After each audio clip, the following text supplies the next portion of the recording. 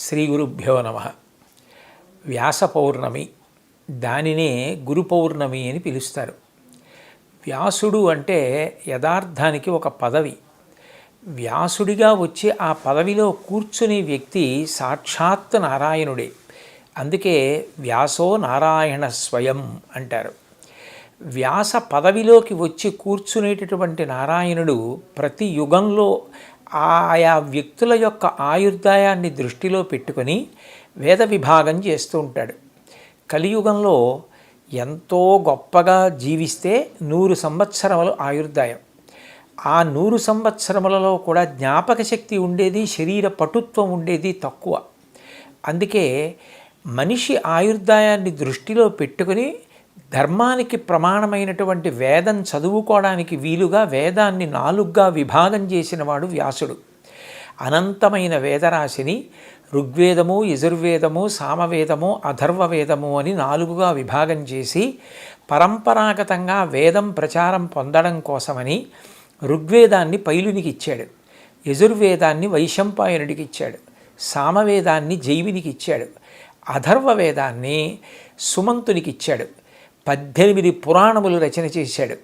వేదం అందరూ చదువుకోగలుగుతారు, చదువుకోలేకపోతారు. పౌరాణిక వాంగ్మయం అయితే ధర్మాన్ని అనుష్ఠించిన వాళ్ళు ఎంత ఉత్తమగతులు పొందారో భూతద్దంలో పెట్టి కథల రూపంలో చూపిస్తుంది. కాబట్టి అవగతం చేసుకోవడం తేలికవుతుందన్న ఉద్దేశ్యంతో 18 పురాణములను వ్యాస భగవానుడే ఇచ్చాడు. కాబట్టి ఆ 18 పురాణములు ప్రచారం చేయడం కోసం రోమహర్షణునికి ఇచ్చాడు. ఇంతటి మహోపకారం చేసినటువంటి వాడు వ్యాస భగవానుడు. అందరూ వేదాంతర్గతమైన ధర్మాన్ని చదువుకోగలుగుతారు, చదువుకోలేకపోతారు, తెలుసుకోగలుగుతారు, తెలుసుకోలేకపోతారు. మనిషి మాత్రమే ధర్మాన్ని అనుష్ఠించగలడు. అటువంటి ధర్మం తెలియకపోతే మనిషి తరించే అవకాశం లేదు. అందుకే మళ్ళీ అందరూ చదువుకోవడానికి వీలుగా 5వ వేదంగా మహాభారతాన్ని రచించి ఇచ్చాడు.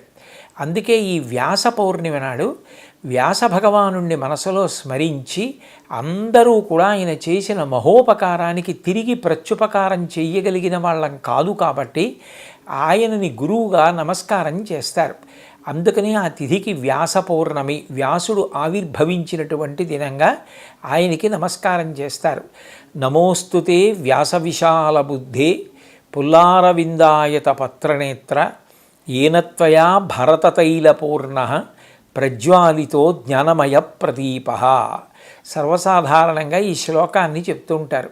ఓ వ్యాస భగవానుడా, నువ్వు అపారమైన కారుణ్యంతో మేమందరం తరించడానికి, అనుష్ఠించడానికి అనువైన ధర్మాన్ని తెలుసుకోలేమేమోనని వేద విభాగం చేసి ఇవ్వడమే కాకుండా 5వ వేదమైన భారతాన్ని మాకు అందించి ఇచ్చి జ్ఞానజ్యోతిని వెలిగించావు.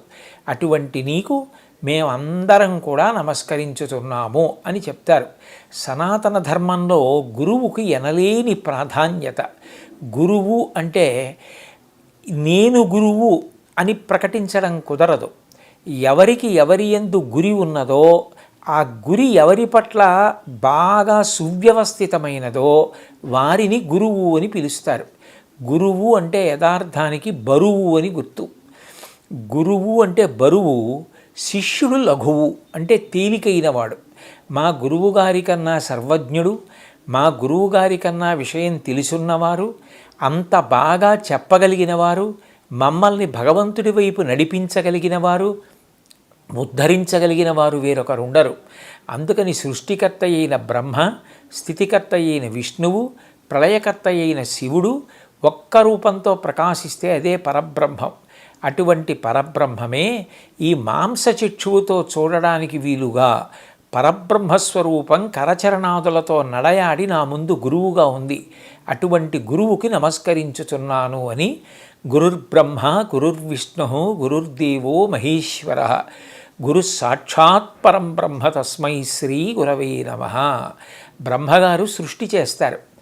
గురువుగారు మనలో ఉన్న అజ్ఞానాన్ని తొలగించి మన యందు జ్ఞానజ్యోతిని వెలిగించి మనుష్య జన్మ సార్థక్యం పొందేటట్టుగా భగవంతుని యందు ఆభిముఖ్యాన్ని కల్పిస్తాడు.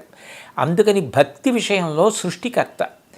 అది ఉద్ధానపతనములు పొందకుండా ఏదో కష్టం వచ్చినప్పుడు భగవంతుణ్ణి విడిచిపెట్టేయకుండా దీపం గాలికి నిధనం కాకుండా రెండు చేతులు అడ్డుపెట్టి కాపాడినట్టు పునఃపునః మంచి మాటలు చెప్తూ భగవంతుని యందు మనసు నిలబెడతాడు. కాబట్టి స్థితికర్త అయిన విష్ణువు అజ్ఞానమును లయం చేసి జ్ఞానమునందు నిలబెట్టి ఆ జ్ఞానము అనుభవంగా వచ్చిన తరువాత అదే మోక్షమునకు కారణమవుతుంది. కాబట్టి అటువంటి జ్ఞానప్రదాతయ్యి సాక్షాత్తు శివుడవుతున్నాడు. అటువంటి గురువు బ్రహ్మ, విష్ణువు, శివుడు మూడు మూర్తుల సమాహార స్వరూపమైన పరబ్రహ్మము. ఆ పరబ్రహ్మమును మాంసచక్షువు చేత చూడలేం, కానీ గురువుగారు కరచరణాదులతో కదిలి వెడుతూ కనపడతారు. నిజానికి ఆయన ఒక శరీరంతో ఉన్నట్టు కనపడతారు, కానీ జ్ఞానానల ప్రభావేన తస్మై శ్రీ గురవై నమః. జ్ఞానమనేటటువంటి అగ్నిహోత్రము చేత రగులుతూ ఉంటాడు. ఆయన మనందరిలాగే ఉంటాడు, కానీ నోరు విప్పారో అపూర్వమైనటువంటి వాగ్ధార ద్వారా తన శిష్యులందరినీ కూడా ఉద్ధరిస్తూ ఉంటారు. నిజానికి ఆయనకి మాట్లాడవలసిన అవసరం లేదు, తనలో తాను రమించగలడు, కానీ శిష్యుల యొక్క హితము కొరకు ఉపదేశం చేస్తూ ఉంటారు. అటువంటి గురువులనందరినీ కూడా ఈ వ్యాస పౌర్ణమి నాడు సాక్షాత్ వ్యాస భగవానుడిగా చూసి నమస్కరిస్తారు. మనకి ఈ సంప్రదాయం నేర్పింది కూడా భగవంతుడే. సనాతన ధర్మంలో విచిత్రం ఏమిటంటే గురువు లేకుండా అసలు పరమేశ్వరుడు తెలిసే అవకాశం లేదు. అందుకే భగవంతుడే మొదట గురువుగా వచ్చాడు. పరమశివుడు చూడండి దక్షిణామూర్తిగా వచ్చాడు. మౌనవ్యాఖ్యా ప్రకటిత పరబ్రహ్మతత్వం యువానం వర్షిష్టాంతే వసదృషిగణై ఆవృతం బ్రహ్మనిష్టై అని చుట్టూ శిష్యులు కూర్చునుంటే ఆయన మౌనవ్యాఖ్య చిన్ముద్ర పట్టి ఆ వటవృక్షం కింద కూర్చుని శిష్యుల్ని ఉద్ధరించాడు. అలాగే కృష్ణ పరమాత్మ కృష్ణం వందే జగద్గురుం. రాముడు వైదేహీ సహితం సురద్రుమతలే హైమే మహామండపే మధ్యే పుష్పకమాసనే మణిమయే వీరాసనే సుస్థితం అగ్రే వాచయతి ప్రభంజనసుతే తత్వం మునిభ్య పరం వ్యాఖ్యాంతం భరతాదిభి పరివృతం రామం భజే శ్యామలం. వీరాసనంలో కూర్చుని తత్వముద్ర పట్టి తనని ఆశ్రయించిన వాళ్ళకి జ్ఞానబోధ చేస్తూ ఉంటాడు. రాముడు గురువు, అమ్మవారు సాక్షాత్ గురుమండల రూపిణి, అమ్మవారు గురుస్వరూపం. విశేషం ఏమిటంటే మొట్టమొదట లోకంలో గురువుగా వచ్చినవాడు భగవంతుడే. అంత గొప్ప గురువుని ఎలా ఆశ్రయించి ఆయనని సేవించి తరించాలో నేర్పడానికి మళ్ళీ శిష్యుడిగా వచ్చినవాడు భగవంతుడు. పరమశివుడే ఆదర్శవంతమైన శిష్యుడిగా వచ్చాడు. సుబ్రహ్మణ్యేశ్వర స్వామి వారి దగ్గరికి వెళ్ళి ప్రణవానికి ఉపదేశం పొందవలసి వస్తే కొడుకైనా కూడా గురువుగా కూర్చున్నాడు కాబట్టి ఎత్తు మీద కూర్చోబెట్టి తాను కింద కూర్చుని ప్రణవోపదేశం పొందాడు. పుత్రాది చేత్ పరాజయం, అంత గొప్పగా ప్రణవార్థాన్ని సుబ్రహ్మణ్యుడు చెప్తే నాకన్నా బాగా చెప్పావురా, కొడుకు చేతిలో ఓడిపోవడం నాకు గొప్ప సత్కారం అన్నాడు. అమ్మవారు పరమశివుడి దగ్గరికి వెళ్ళి శిష్యురాలిగా అంత వినయ విధేయతలతో కూర్చుని ఆయన దగ్గర నేర్చుకుంటుంది. కృష్ణ పరమాత్మ సాందీపని మహర్షి దగ్గరికి వెళ్ళి ఆశ్రమంలో గురువుగారిని సేవించి విద్య నేర్చుకున్నాడు. నేర్చుకోవడమే కాదు, భాగవతంలో కుచేలుడితో సాందీపని మహర్షి గురించి మాట్లాడుతూ తివిరి అజ్ఞాన తిమిర ప్రదీపమగుచు అవ్యయంబగు బ్రహ్మంబుననుభవించు భరిత సత్వుండు సత్కర్మ నిరతుడతుల భూసర శ్రేష్ఠుడలగుండు బుధనుతుండు అంటాడు. ఓ కుచేల, మన గురువుగారు ఎంత గొప్పవారవే, ఎప్పుడూ బ్రహ్మమును అనుభవిస్తూ ఉంటారు.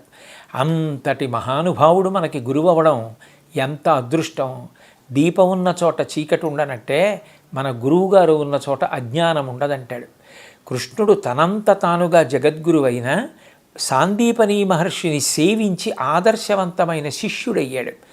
రాముడు గురుస్వరూపమైన వశిష్ఠ విశ్వామిత్రాది మహర్షులను సేవించాడు. విశ్వామిత్రుడి దగ్గరికి వెళ్ళి అంటాడు, ఆజ్ఞాపయి యథేష్టం వై శాసనం కరవామకిం అంటాడు రామాయణంలో. ఓ విశ్వామిత్ర మహర్షి, మీరు గురువులు, మీరు ఇది చేసి పెడతావా రామా అని అడగవద్దు. రామా ఇది చెయ్యరా అని శాసించండి. మిగిలిన వారు ఎవరు చెప్పినా సలహా, గురువుగారు చెప్తే శాసనం. ఇక మన బుద్ధి అక్కర్లేదు. గురుబుద్ధిర్విశేషత. రాముడు గురువుల్ని అట్లా సేవించి చూపించాడు. అంటే భగవంతుడంతటి వాడు కూడా గురువు లేకపోతే జీవితంలో జ్ఞానం కలగదు. త్యాగరాజస్వామి అంటారు, గురులేక ఎటువంటి గుణికి ఆ జ్ఞానము పొందగలేడు అని. ఆ గురువుగారు లేకుండా ఎన్ని గుణములు ఉన్న వ్యక్తి అయినప్పటికీ కూడా జ్ఞానాన్ని పొందలేడు. గురువుగారు అన్న పేరు ఎత్తేటప్పటికీ శిష్యులు నేల మీద పడి నమస్కరిస్తారు. గురువు అంటే లౌకికమైన విషయాలు వాటి మీద కన్నా ఎప్పుడు శిష్యుల్ని ఎలా ఉద్ధరించాలి, ఎలా మంచి మాటలు చెప్పాలి, ఇన్ని మంచి మాటలు చెప్పి వాళ్ళని సన్మార్గం వైపు ప్రవర్తింపతెయ్యాలన్న ఆర్తిని పొంది ఉండడం, మనసులో దేని యందు అనురక్తి లేకుండా నిత్యతృప్తుడై ఎప్పుడు భగవంతుని యందు రమించగలిగినటువంటి గుణం కలిగి ఉండడం. యోగరతో వా భోగరతో వా సంగరతో వా సంగవిహీన యస్యద్బ్రహ్మణి రమతే చిత్తం నందతి నందతి నందత్యైవ అంటారు. నిజానికి యావత్ ప్రపంచంలో భారతదేశానికి ఇంత గౌరవం దేని వలన వచ్చింది అంటే గురువులను గౌరవించడం, గురువుల పట్ల అంత మర్యాద చూపించడం ఈ దేశం యొక్క గొప్పతనం.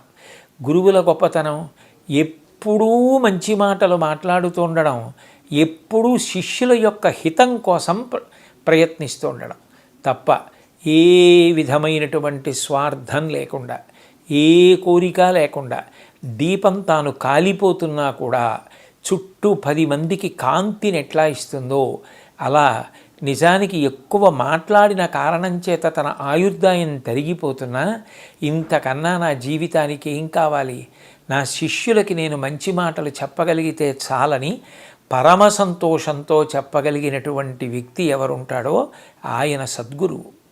ఆవు చూడండి, ఎక్కడెక్కడో పుట్టల మీదకెక్కి గడ్డి తింటుంది, ఎక్కడో ఎవరికీ అక్కర్లేకుండా ప్రవహించేటటువంటి ప్రవాహం దగ్గరికి వెళ్ళి నీరు తాగుతుంది, వచ్చి కూర్చుని నెవరవేస్తుంది, చక్కటి పాలు తయారు చేస్తుంది.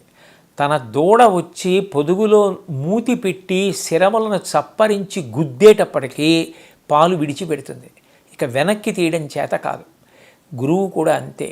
ఎక్కడెక్కడో కష్టపడి గ్రంథాలు చదివి గురువుల్ని సేవించి అనుష్ఠానం చేసి ఈశ్వరానుగ్రహంగా జ్ఞానాన్ని సంపాదించుకొని నిరంతరం భగవంతుని యందు రమిస్తూ లోపల భగవంతుని గుణములు ఇక పట్టక నిండిపోయిన బిందెలోంచి నీళ్లు కారిపోయినట్టు శిష్యులు వచ్చి గురువుగారు మాకు ఇది చెప్పండి అని అడిగేటప్పటికి చెప్పకుండా ఉండలేక బిందెలోంచి నీరు కారిపోయినట్టు లోపల భగవంతుని గుణములు పట్టక వాక్కుల రూపంలో ఎవరి నోటి నుండి ప్రవహిస్తున్నాయో ఆయన భగవంతుని యందు మనసున్నటువంటి గొప్ప గురువు. అటువంటి గురువుల వలన ఈ దేశానికి ఎనలేని ఖ్యాతి వచ్చింది. అటువంటి మహాత్ముల పేరు ఇప్పటికీ యావత్ ప్రపంచము స్మరిస్తూ ఉంటుంది. భారతదేశం అంటేనే గురువుల యొక్క వైభవం. అందుకని మనకి ఎవరి యందు గురి ఉందో, ఎవరు మన జీవితాల్ని ఉద్ధరిస్తున్నారో, ఎవరు మంచి మాటలు చెప్పి మనని భగవంతుని వైపుకి నడిపిస్తున్నారో అటువంటి గురువులందరి యందు వ్యాస భగవానుణ్ణి చూసి నమస్కరించడం. ఇవాళ వ్యాసుడికి ప్రత్యేకంగా గురుమండపం వేసి ఆరాధన చేస్తారు. బియ్యంతో మంటపం వేసి నిమ్మకాయలలోకి గురువుల్ని ఆవాహన చేసి మంటపం వేసి నమస్కరిస్తారు. అందరూ కూడా గురుమంటపం దగ్గరికి వెళ్ళి ప్రదక్షిణం చేసి నమస్కారం చేస్తారు. అంత గొప్ప రోజు. సనాతన ధర్మానికి అంతటికీ కూడా ఆయువు పట్టు ఈ గురువుని సేవించడం అన్నది. అటువంటి గురువులను సేవించి నమస్కరించి మనందరం కూడా ఈ దేశంలో పుట్టినందుకు ఆ సంస్కృతి వారసత్వంతో చక్కగా గురువుల అనుగ్రహంతో జీవిత ప్రయోజనాన్ని నెరవేర్చుకుందాం. భగవంతుడు మనకి అట్లా గురువుల యొక్క పాదపద్మముల యందు నిరతిశయ భక్తిని కటాక్షించుగాక అని భగవంతుణ్ణి గురుమండలిని ప్రార్థన చేద్దాం. ఈ సందర్భంగా నేను భక్తి టీవీకి సంబంధించిన అశేషమైన శ్రోతలకు ప్రేక్షకులకు ఈ గురు పౌర్ణమి వ్యాస పౌర్ణమి సందర్భంగా నా హృదయపూర్వకమైనటువంటి నమస్కారాలు అభినందనలు తెలియచేస్తున్నాను. స్వస్తి.